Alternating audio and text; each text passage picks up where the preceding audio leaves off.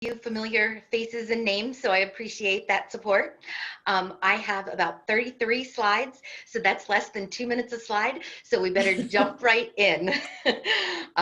So I'm going to share my screen so that you can follow along on the PowerPoint.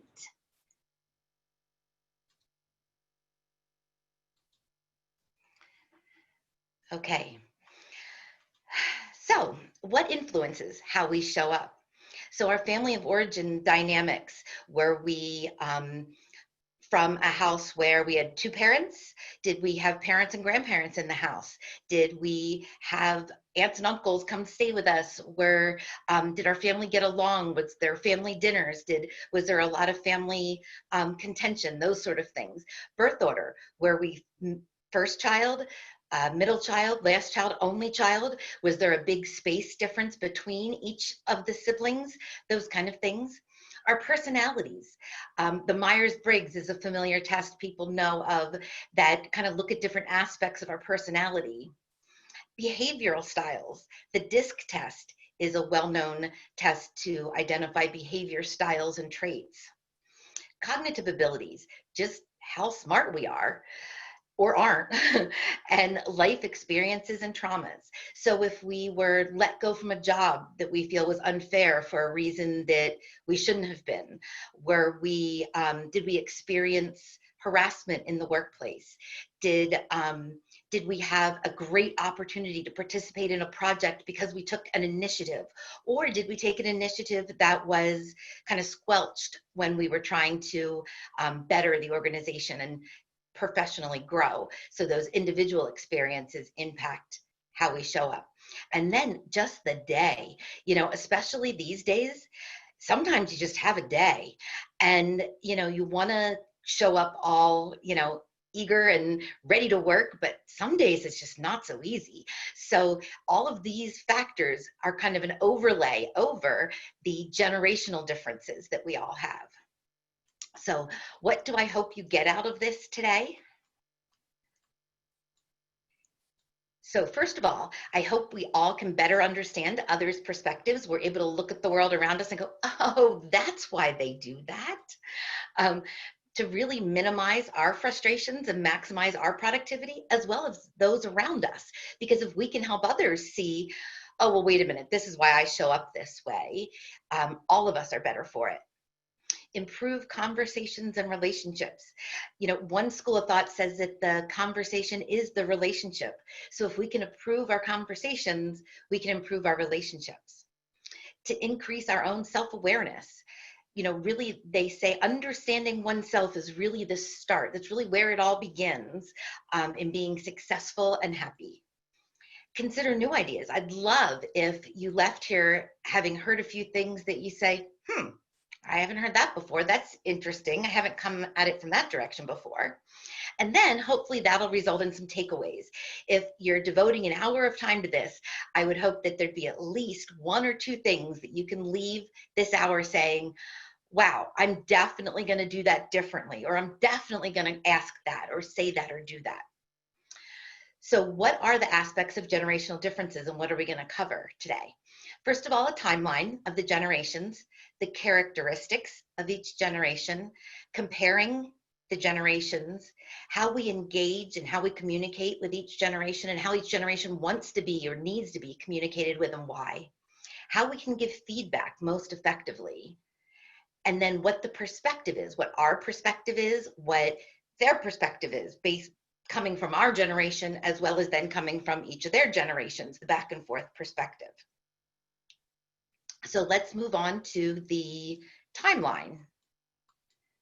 For some reason, my mouse makes it click like 12 times between each slide. Each line comes up one after the next, but then it needs to think about what I might want to do next, and I need to click like 27 times. So here's our timeline. Pre-1945, people who are 74 plus, these are the matures, also called the silents, well known from Peter Brokaw's book, The Greatest Generation.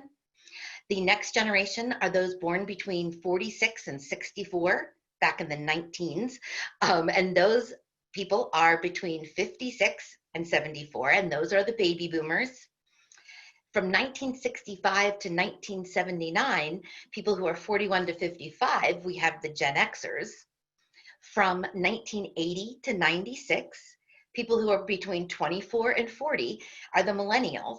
Most people don't think of millennials as quite that old yet, but you know what? Tick, tick, tick, time's moving on. And when we first started to really talk about millennials was when the oldest of them were kind of in their mid 20s to 30s. So that was 10, 12 years ago. We were starting to really say, okay, wait, they're here and they're going to stay and we need to figure this out. But now the oldest of them are turning 40 this year. And then 1997 to 20 question mark, the people who are between 8 years old and 23, they're Gen Zers, and they're the latest joiners in the workforce. They don't have a definite, they're saying 2012, 2013, 2014, like right in that span, because you can see most of the other generations are between 16 to 19 years. So, you know, there's some guesses about where it's going to end, but generally speaking, it ends based on some significant event.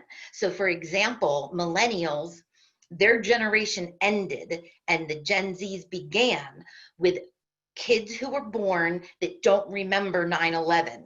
So that's where 1997 came as, because kids who were born 1997-ish were too young to remember 9/11. But once you were born before 1997, you have at least some sort of vague recollection of those events and what happened following that. And that was such a world-changing event that that's where they cut that generation. They also don't know, because of course it's hard to tell. So heck, who knows? It might end up being 2020 because of the pandemic. People who don't remember the pandemic. So they'll back that up 5 years and maybe say, okay, 2015 was the end of the Gen Z, because anybody born after 2015 doesn't remember 2020. And that's pretty life-changing, whether you remember 2020 or not. I'm pretty sure that's going to be the case down the road even. So who else do we have? We have outside of all of these groups, we have what we call outliers. And those are people who are born in a certain generation, but may have some pretty strong characteristics of another generation. For example, what can influence that is if your family immigrated here from another country. So immigrants tend to take on the generation above where they are, because they tend to be closer to their parents because they don't have quite as much of an outside sphere of influence. So they tend to be more like their parents. If you're the oldest child and your parents had you very young, so you're very close in age to your parents, also that will make you more likely to have characteristics of their generation as opposed to yours. If your family owned a business or your family owned a farm, those are two characteristics that really, really dramatically impact your work ethic and the way you look at work and the way you look at life. So those are a few of the things that can really impact to make someone not quite seem like their generation or not have all the characteristics that we think of with a certain generation.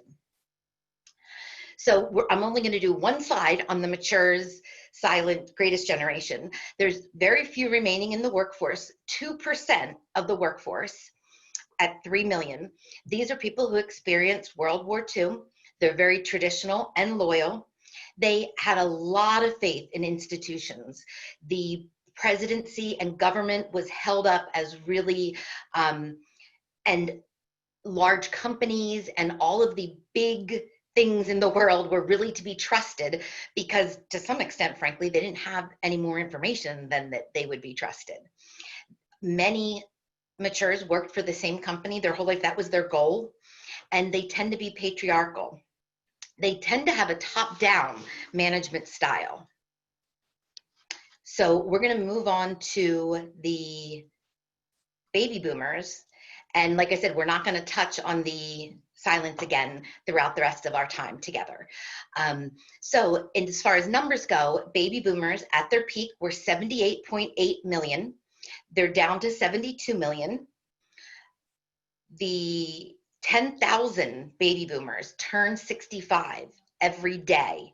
Now, of those that are turning 65, 4 out of 10 choose to stay in the workforce. They're not retiring as the generations before them retired. You know, it used to be that right on, you know, within a month of turning 65, you were out of there.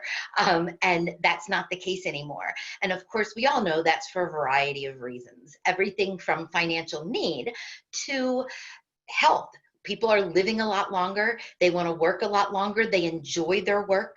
Baby boomers have always very much identified with their work. So for many baby boomers, the thought of not having that career, that sustaining thing that kind of made them who they are, is very scary. So a lot of them choose to stay in the workforce, and they're currently 29% of the workforce.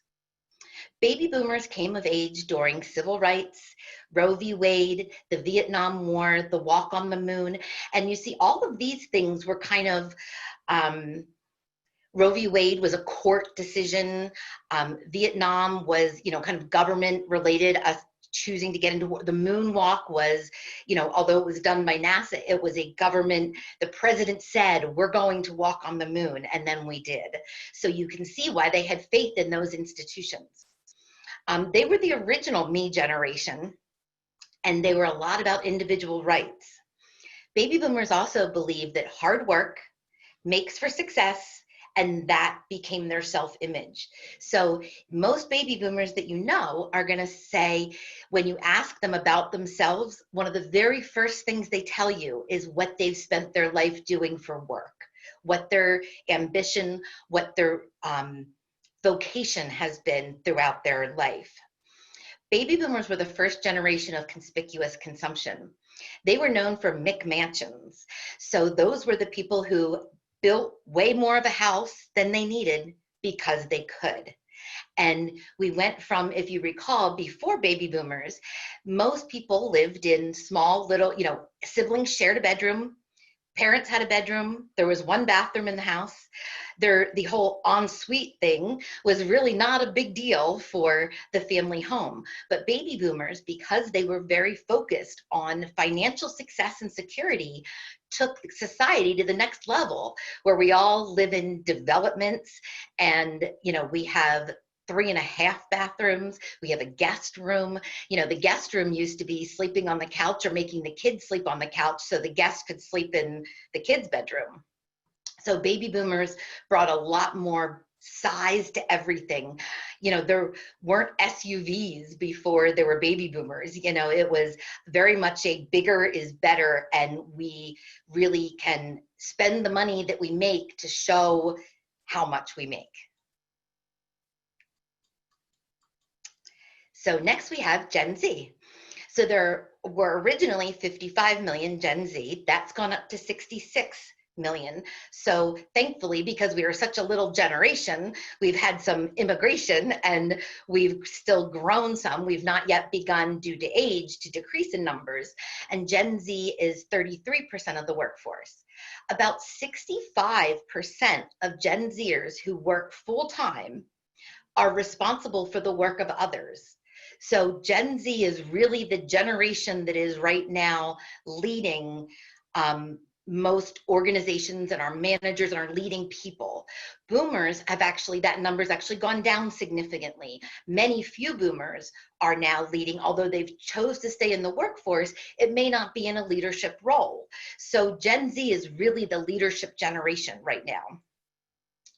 Generation Z came of age and experienced Watergate, Challenger, the Clinton administration fraught with scandals. So you can see they began to have less trust in institutions, which was actually started by the baby boomers as well, with things like uprisings and things like that. But for civil rights and protests, that sort of thing.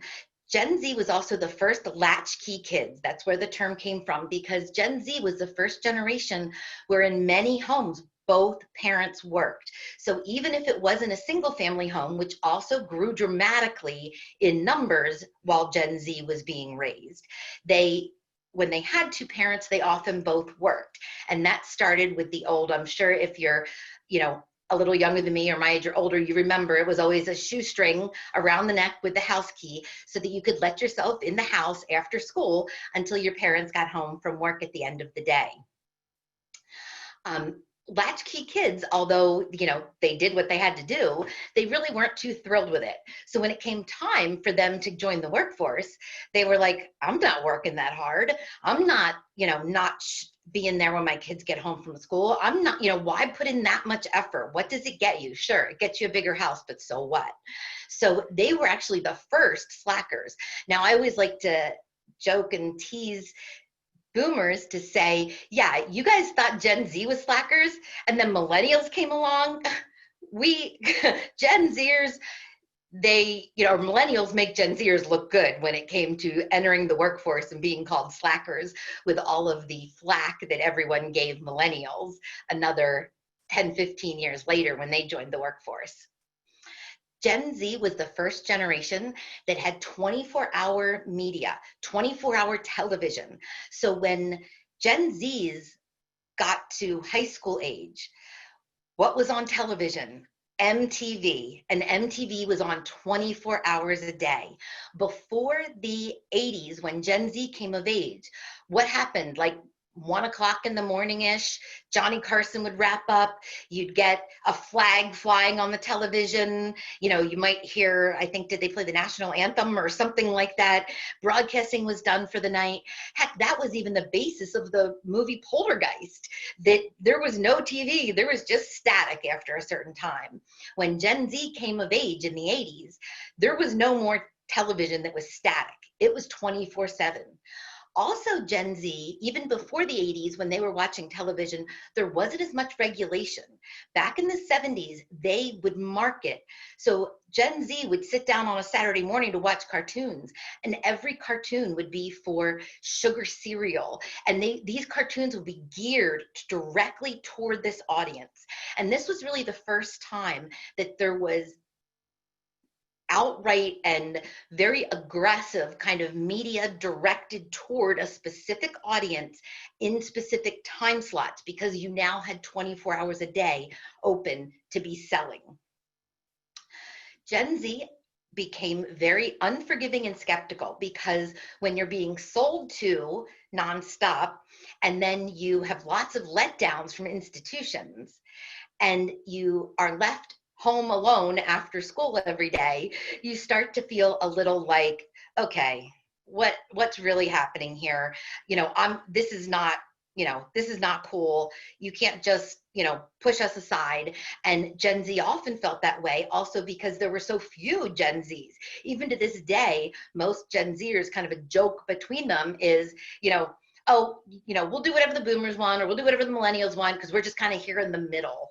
And no one really remembers we're here because we're such a small number compared to the numbers of boomers and millennials. They also were the first generation to have significant college debt. This is a big turning point, because fast forward to in the last 5 to 8 years or so, college debt's become the second largest expense for young households. Only mortgages, should they choose to buy a home, are more. College debt payments can last for 25, 30 years and be, $400 a month. If you're spending $400 a month paying back your college, you really can't afford a lot of other things. So now we get to millennials. There were originally 80, there's now 83 million. So you can see, compared to the Xers with 55 to 66, this is a whole heck of a lot more people.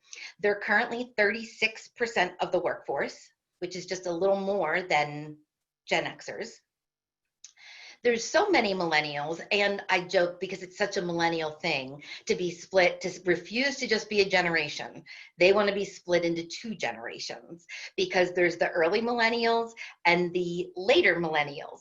So this kind of goes along with the jokes of, millennials were always told they're special. Well, they think they're so special, they get to have 2 generations in one.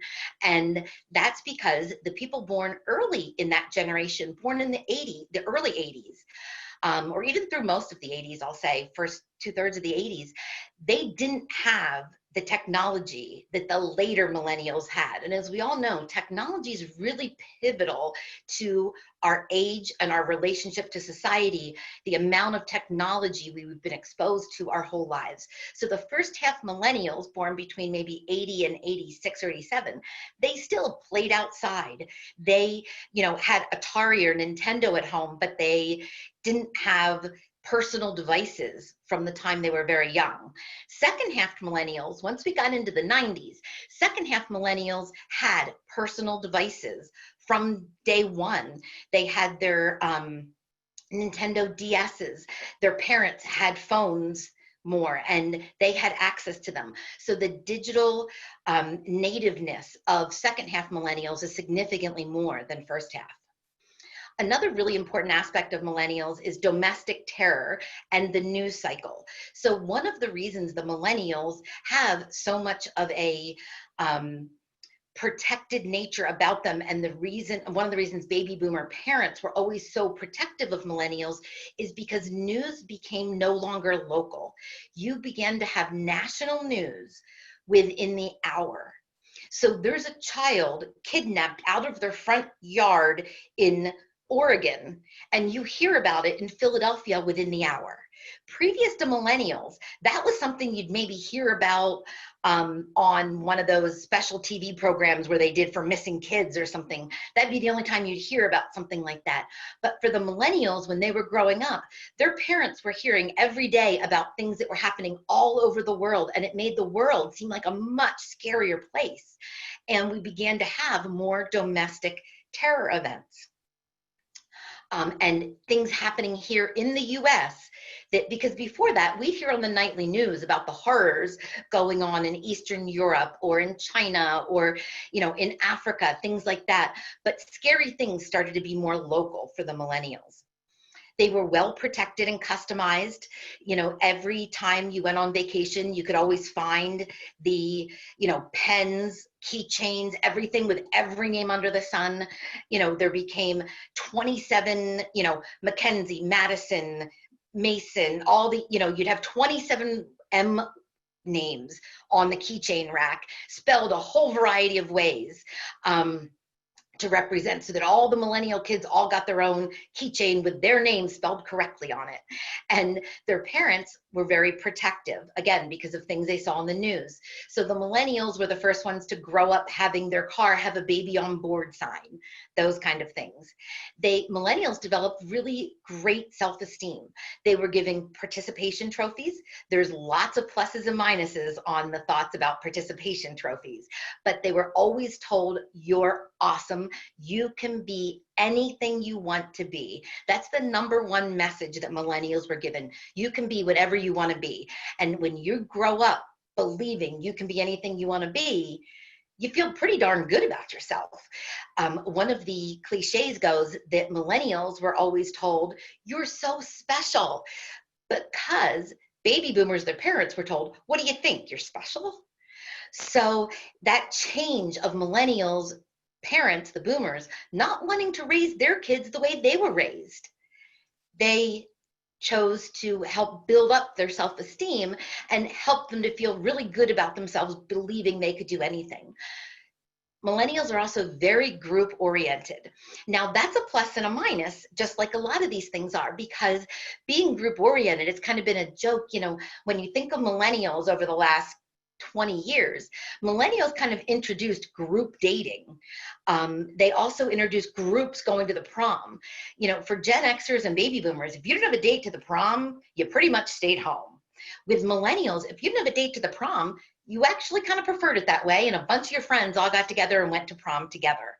So that group mentality turned into quite a few jokes about things like group interviews for jobs, those sort of things, but it's really morphed into millennials are super collaborative. They're able to work together in groups and as teams way better than generations before them. Gen Xers, frankly, there were so few Gen Xers, there weren't many people to be part of a team with. So let's explore a little more about millennials.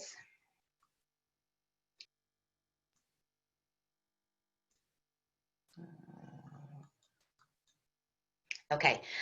Everyone talks about millennials always wanting to be, I don't want to say do-gooders necessarily, but always wanting meaning and always wanting to be in charge and always wanting to be important. But it's really not that they want all of those things. They want purpose. They want to know what they're doing is meaningful.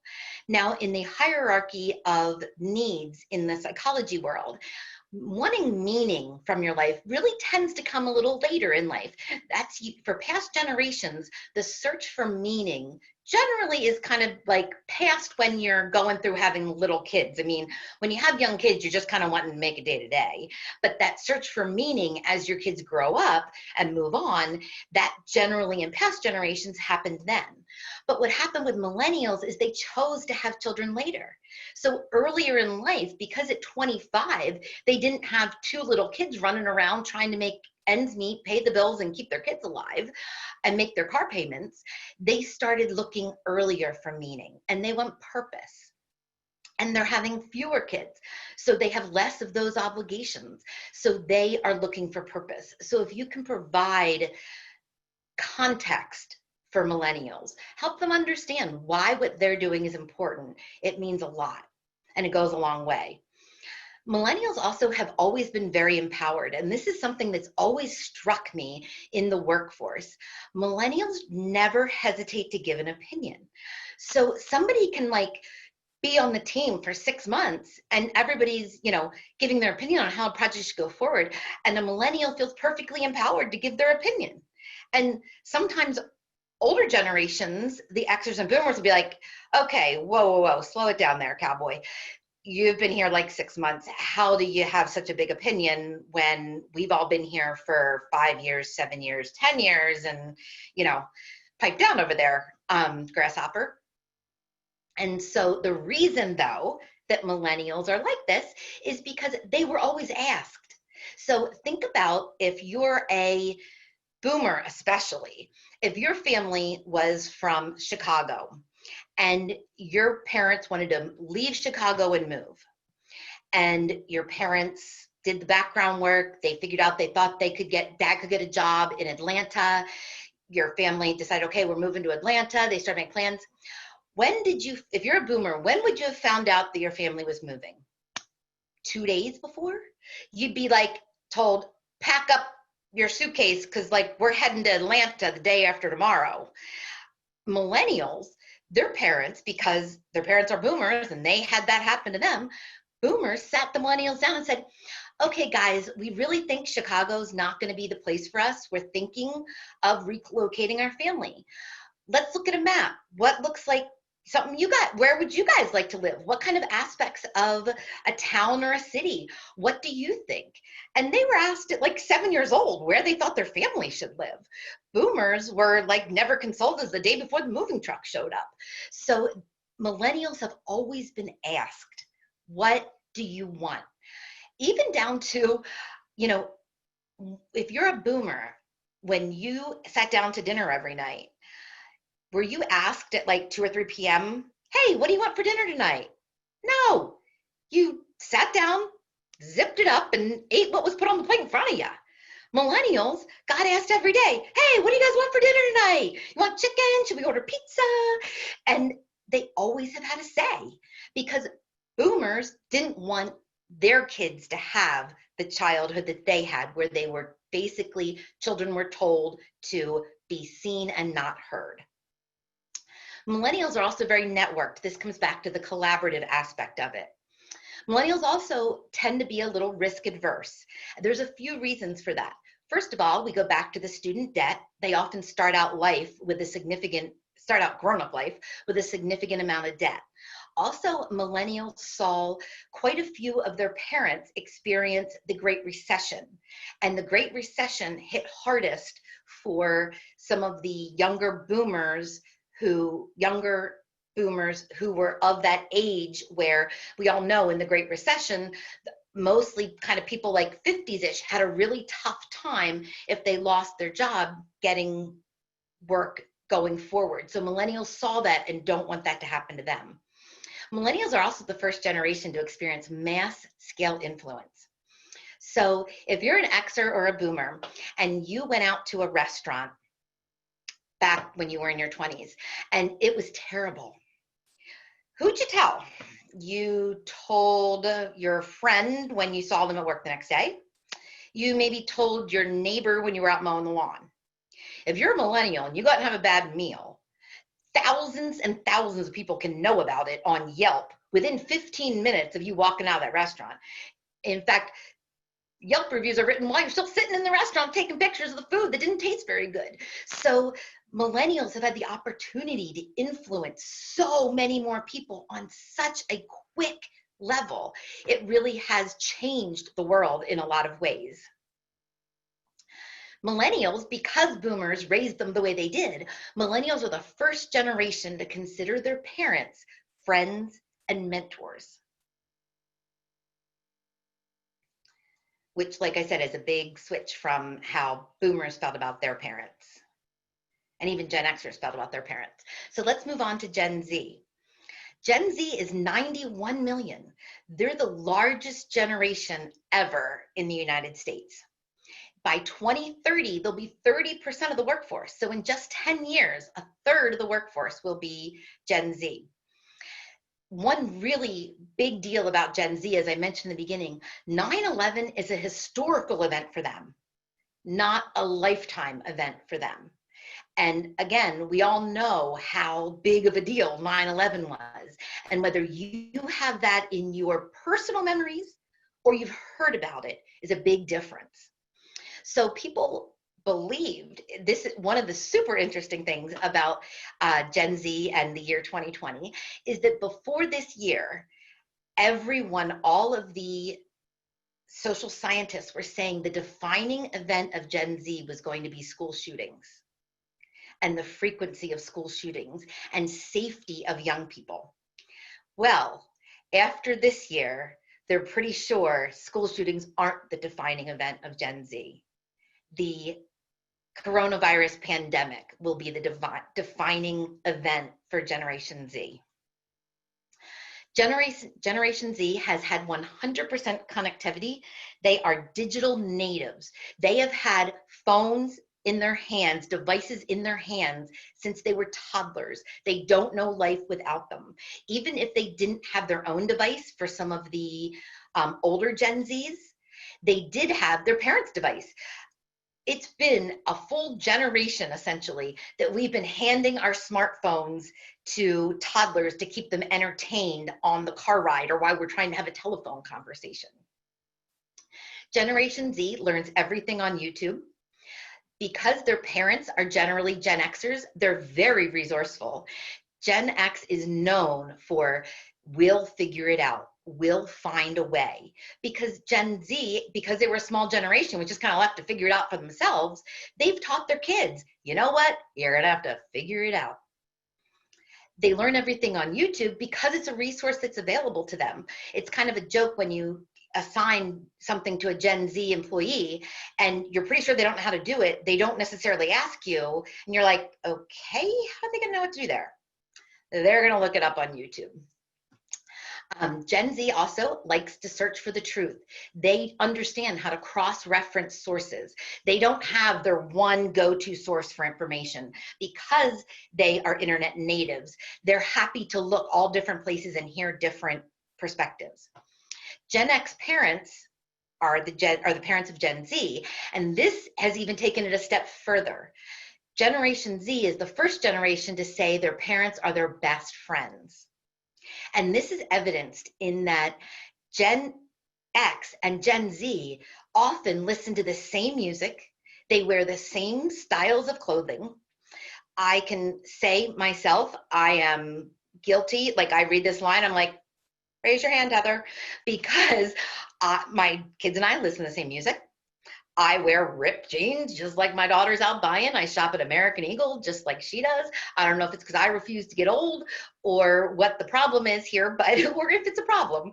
But it's the first generation where parents and kids are doing the same things and have the same interests. One of the things this translates into, Gen Z has the largest purchasing power in the entire country.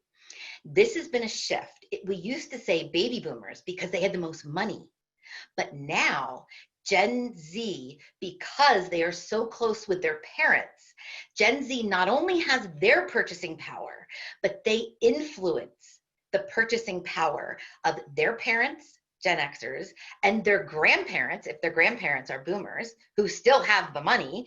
And so Gen Z is the most powerful generation in purchasing and selling to them, because if they want it, they've got the resources to figure out how to get it, even if they don't have the money.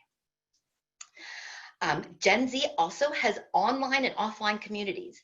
Gen Z is the first generation where they can say they have really, really close friends that they've never met. And this is interesting because it means they have different communities. So they may have their, and I see this again with my kids, they have their school friends, they have their online friends, they have their sports friends, they have these different groups of friends, but again, some of them they've never even met. And this leads to the statistic of 66% of their communities are cause-based. So when you meet someone online, you're not meeting them out of proximity. It's not because they're the person who lives next door to you, or they're the person at the desk next to you. When you meet someone online, it's because you have a shared interest, you have a commonality, and those shared causes can be very powerful. And if people are forming communities based on shared causes, that really kind of amps up causes efficacy. Come on, forward, forward, forward, click, click, click. Okay, a little more on Gen Z. They're pragmatic because they were raised by Gen Xers, but they also are very big on ethical consumption. 80% of Gen Zers say they will switch brands based on what they believe about a brand. Sustainability has been a buzzword. You know, Sealstrip being in packaging, sustainability has been on our radar for about 15, 18 years. And I'll be honest, I thought it was going to be the millennials who were going to drive sustainability. They were going to drive recyclability, compostability, all of those things. But that's not turned out to be the case. It's really now on Gen Z who really, really want to make decisions for the environment. They're the first generation who heard about things like climate change and waste, and they're now seeing the results of those things. So they're in a position to very early on make buying decisions and make behavior decisions as young adults based on this kind of information. It's much harder to change your behaviors as an adult. So, you know, boomers and Xers, sure, they're hearing all about this stuff, but really changing your behaviors, hard to do. Gen Z has this information from the outset, so they don't have to change behaviors. They're starting with these behaviors. I asked my daughter, would you, if there was something that cost a little more and that you weren't sure you liked it quite as much as something else you bought, but it had a package that could be recycled, and they told you that the product was good for the environment because nothing went into the landfill. Would you buy something that you liked less and maybe cost more because it was good for the environment? She looked at me like, yes, like that was a dumb question. And I thought, wow, that really is a shift, because Xers and boomers and even millennials say, well, if it's good for the environment and I like it better, then I'll buy it. Or if it's good for the environment and costs less, there needs to be two of the three for previous generations. Gen Z only needs that environmental claim. Gen Z is more willing to compromise for differences in opinion between their peers. They're big on individual expression. Gen Z is the most diverse generation in history. They've grown up seeing diversity. They've been connected to the entire world on the internet. It's all they've ever seen. And they're comfortable being different. 7 out of 10 Gen Zers say they would defend or do defend identity causes. 20% of Gen Z say that they do not consider themselves to be exclusively heterosexual for their lives. Only 80% believe that they are and will be heterosexual for life. They feel 20% feel it's much more fluid than that. Okay, so it's let's see the different perspectives. So there was an Accenture study, and it was that an employee was at his or her desk 7 a.m. to 7 p.m. and they pulled out a brown bag and ate their lunch at their desk. Every generation views this employee differently. If we were in an interactive setting, this would be the chance where you'd get to talk. But since we're already blowing through time here and that takes up a lot of time, I'm going to skip to the answer. So baby boomers see this employee as awesome. This is the perfect employee. Gen Xers are like, oh, please get over yourself. Millennials are like, well, clearly they don't know how to use technology and they're probably a boomer. And Gen Z is like, well, that's just stupid. They can do it on their phone or their tablet. Why would they be sitting at their desk? So in What's a Workday, baby boomers at minimum were 5 minutes before the boss got there, 5 minutes after they left, and more. Gen X worked 8 to 4 and were off to coach their kids' soccer practice.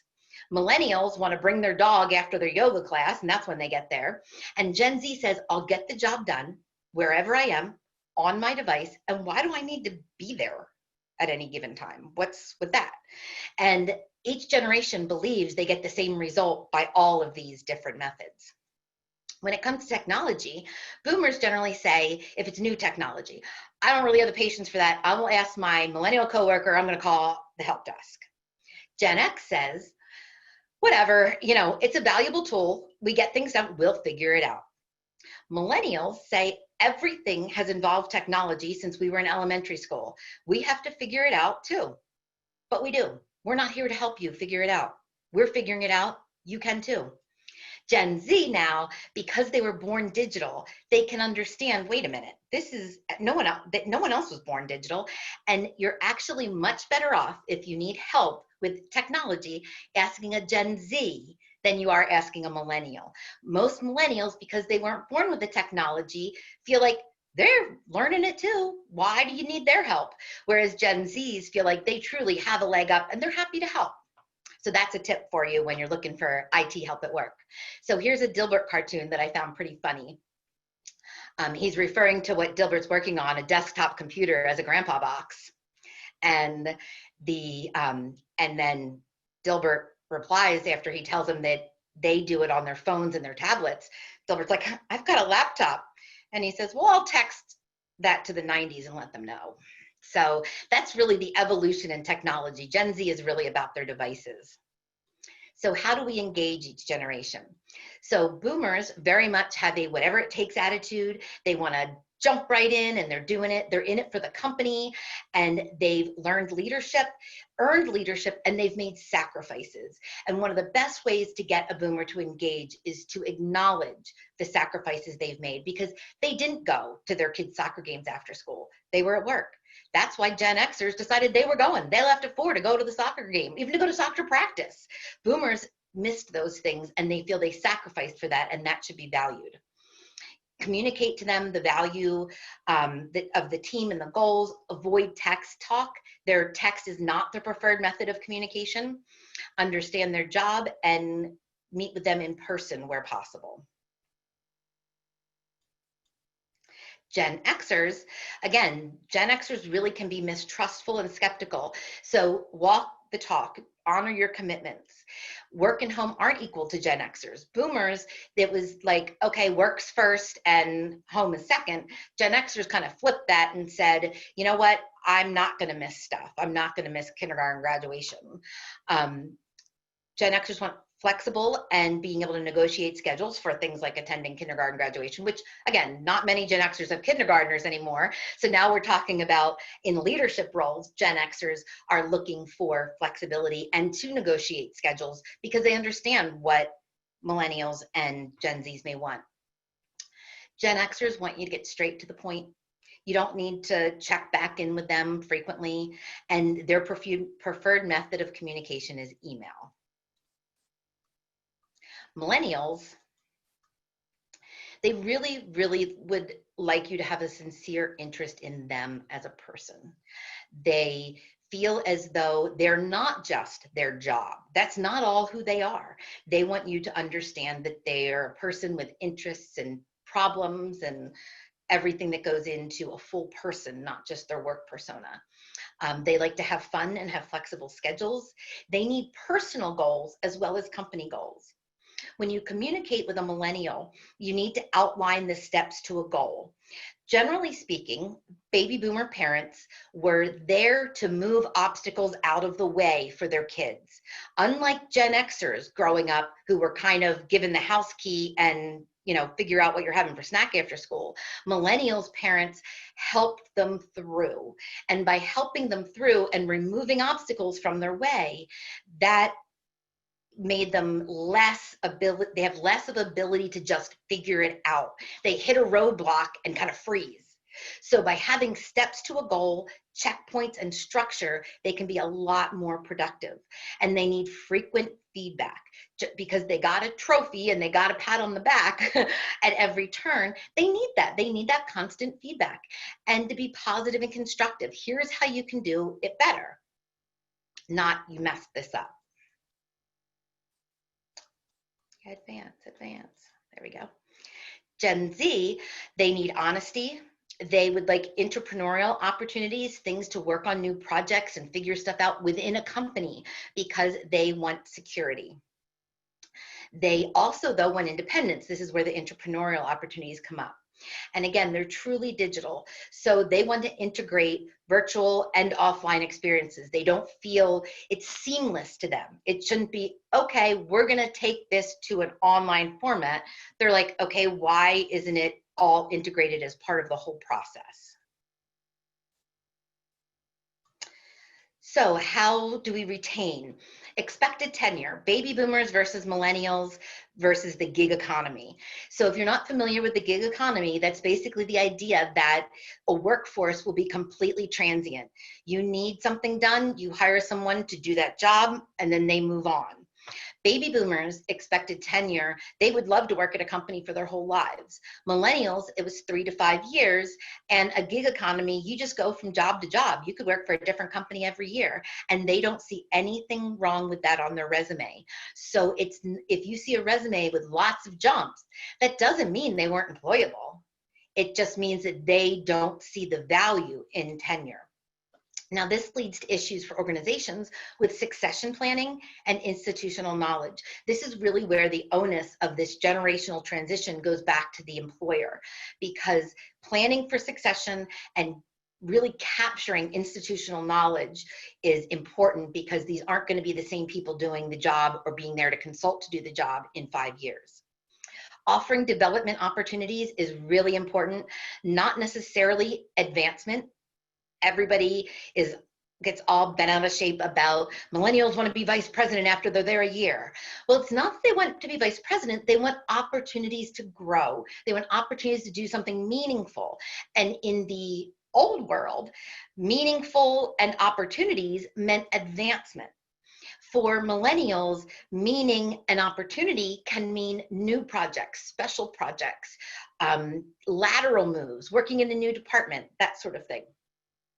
And paying your dues gets shorter every generation. Boomers thought paying your dues was 10 to 15 years. It got lower with Gen Xers. Millennials say it's 1.5 to 2 years till you've paid your dues. Because again, your tenure someplace is much shorter per generation. So giving feedback, I'm probably way out of time. Okay, I'm gonna talk even faster if you can imagine that. So for boomers, we wanna celebrate the individual and the team. They like plaques. Like I always joke, someone's a boomer when you walk into their office and their wall is lined with plaques like they got a Microsoft certificate for MS Word. Like that's on the wall because they like recognition to be tangible. Team and company celebrations, and again, really appreciate their sacrifice. Another thing to consider is what questions to ask a boomer. What have you valued during your time here? What concerns do you have about new directions? What suggestions do you have? Gen X offer variety. That's a big one. More gratitude in private, honor commitments to goals, maintain trust, and then questions for them are, what should we change? What experiences have you had that inform that recommendation? Millennials, they want to celebrate publicly on the clock. That's the biggest change I've seen in workforce environments. Getting millennials to come out to a company dinner at 7 p.m. on a Saturday night for the holiday celebration for their party is rare. It needs to be at the end of a work day or in the middle of a work day on the clock, and they generally don't tend to bring significant others. They're not as big on family and couple events. They're just kind of like, because work is only part of their life. You know, before millennials, work was everything. So again, I mentioned title and responsibility changes, reverse mentoring. So asking a millennial, you know, what do you have that you can teach someone else? And what great ideas are out there? Because millennials do feel that things are very slow to change. They don't see as big of an issue with change. So Gen Z, one of the super interesting things is alternatives to resumes and recruiting are popping up. Ask a Gen Zer to make you a 2-minute video about themselves. Well, for most of us, that would be mortifying and would take like a bajillion years to make a 2-minute video talking about ourselves. You tell your Gen Zer to take their iPhone and make a 2-minute video about some of the things they've accomplished and what they did in school. And you know, when you have a video 3.5 minutes later, I mean, they just are very, very comfortable being on video. They also believe you get loyalty and give loyalty reciprocally. They prefer tech-centered workplaces. Nothing's more frustrating to or more ununderstandable to a Gen Zer than technology that doesn't work. And they, as well as millennials, like constant feedback and flexible work schedules. So jumping to current events, pandemic response. So every generation, interestingly, has felt the pandemic a little differently. So when it comes to emotional and mental health stressors, we have boomers, Xers, and millennials. This is the trajectory line between boomers, Xers, and millennials. So millennials have experienced the highest levels of emotional and mental health stressors during the pandemic. Now, that can be for a lot of reasons. We'll say it's because they have young kids. They're the ones dealing with trying to work at home and help educate their children. They may not have the financial resources of older generations to be able to take time off, to accept the FMLA plus at 66% of their pay. They may not be as long tenured because they don't stay as long somewhere. They don't have the vacation time to make up for time they have to miss. And their kids aren't in school, which alone is a big stressor. Physical health stressors for the pandemic, exactly the opposite. As you can imagine, boomers, being in the highest risk category, feel the most stress around physical health. In fact, it's been a low stress item for millennials and Xers because lots of families have taken to walking and to going on hikes. And I mean, the amount of walking I see in my neighborhood is like tenfold from what it was before the pandemic. And then the last thing I find very interesting, and that is coping skills. It turns out that boomers and millennials have struggled the most in the pandemic just getting by. And that's because they have always had a plan. They've always had structure. Gen Xers, they're used to, as I've said, we'll just figure it out. And that's kind of been how Xers have felt during the pandemic. We'll figure it out. They also don't have as much stress on the physical side or on the mental emotional side because most Xers kids are old enough to start to be a little more independent. Okay, advance. So throughout history, times and people have changed. There have become more and more behavior. Go back. Lots of behavior and personality assessments, and many, many factors, as we talked about in the beginning, affect how we show up. So I used to end all of my talks with my book list of my favorite books. I then transitioned, those of you who know me know the last few years have been, I'll use the word challenging.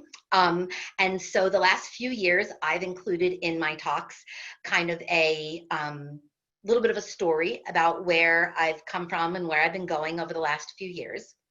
And as I feel pretty comfortable that I'm kind of past most of those challenges, I've decided that my next thing that I'm going to end my presentations is what I know for sure. And the first one is, it takes the same energy to be happy as it does to be miserable. And both are contagious. So why would we spend the energy being miserable and making everyone else miserable when we can do just the opposite for the same amount of energy? Second, self-awareness is your greatest asset. Understanding yourself, knowing, hey, you know what? I'm freaking fantastic at this. But you know what? If you need somebody to, I'll use my own example. If you need somebody to keep track of the details on that project, I'm not your person. So knowing yourself and knowing what you're good at and not good at. Compassion and empathy. So one of my favorite sayings about the pandemic is, we're all in the same storm, which is something people like to say, but you know what? We're all in different boats. And having compassion and empathy for whatever boat, whoever you come in contact is in, is really key to both your happiness and spreading that happiness. Next, resilience is a muscle and it grows with use. And I've said a million times, I really didn't need any more character. Thank you very much. But what I've learned is that resilience really is a muscle. And the better you get at flexing it, the easier and more content and happy you can be. The next one is, when you feel you just can't, you gotta put one foot in front of the other. And some days that's what it is. It's putting one foot in front of the other. And lastly, I'll leave you with the one thing I really do know for sure. Mammograms save lives. So please get yours, or have someone you love get theirs. So that's all I have for you. Did I make it? Oh, 11:01, dang. That was probably me taking too much time in the beginning for my comments, Heather. So I stole those couple minutes from you. So I didn't see anybody put anything in the chat, but I don't know if anybody has any questions for Heather. I think, you know, it's an interesting topic to talk about. I think we all, again, have different situations that we are trying to handle, you know, pandemic or not. This has, you know, been a constant challenge for people as workforces continue to change. So does anybody have any specific questions or comments, experiences? And if you go back and watch the recording, you can slow it down, I think. So that might be helpful. It was fantastic information. I really appreciate all your knowledge and your willingness to share that. Of course. I'm glad you enjoyed it. Agreed, Heather. I think your ending piece on the pandemic response and the variety of stressors, but absolute confirmation that every generation has some heightened stressor related to the pandemic. And I would throw in for boomers, which I'm on the tail end, the transition to remote work arrangements and format like this. While I guess it's really easy for the Gen X and Gen Zers, or the millennials and Gen Zers, it's hard on a boomer. Yep, for sure. And normally, again, I said that a few times I do interactive stuff. I hope everyone recognized their own generation, kind of saw early on, if you didn't know already, where you fit in. And then, as Chrissy just mentioned in the chat, that you all kind of had a chuckle here and there about, yep, spot on there.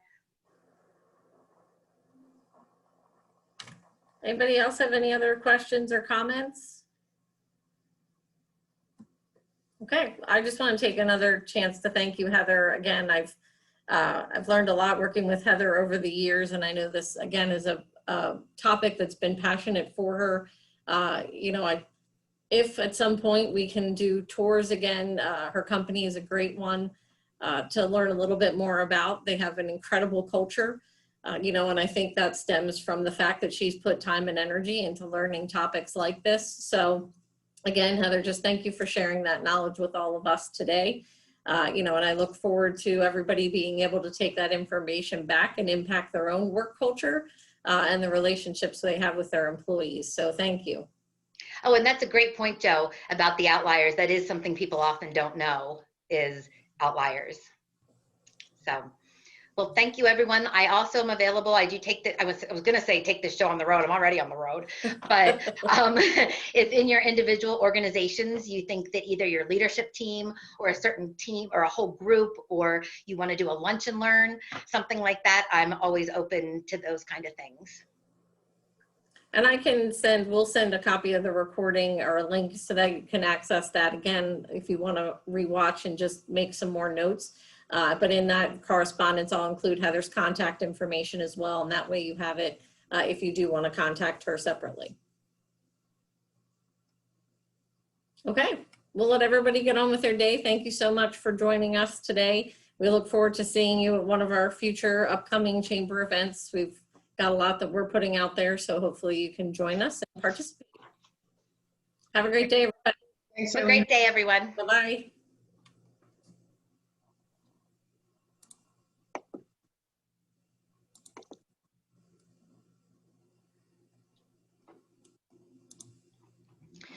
I really recommend if people ever, I'm going to sit down and be off my screen, but I've got my screen. Whoa, whoa, whoa.